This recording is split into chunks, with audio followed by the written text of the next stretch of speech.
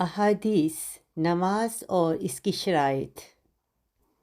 आऊज़ु बिल्लाहि मिनश शैतानिर रजीम। बिस्मिल्लाहिर रहमानिर रहीम।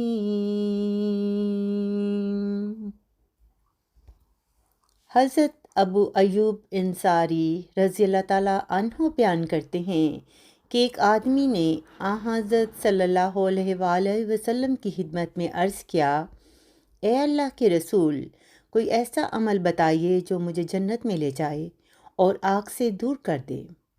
आप सल्लल्लाहु अलैहि वसल्लम ने फरमाया, अल्लाह ताला की इबादत कर, उसके साथ किसी चीज़ को शरीक न ठहरा, नमाज पढ़, ज़कात दे और सिला रहमी कर, यानी रिश्तेदारों के साथ प्यार और मोहब्बत से रह।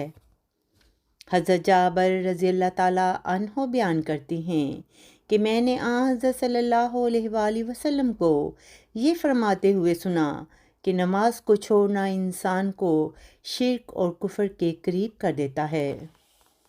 हज़रत अबू हुरैरा रज़ी अल्लाह ताला अन्हो बयान करते हैं कि हज़रत सल्लल्लाहु अलैहि वसल्लम ने फरमाया, क़यामत के दिन सबसे पहले जिस चीज़ का बंदों से हिसाब लिया जाएगा वो नमाज है।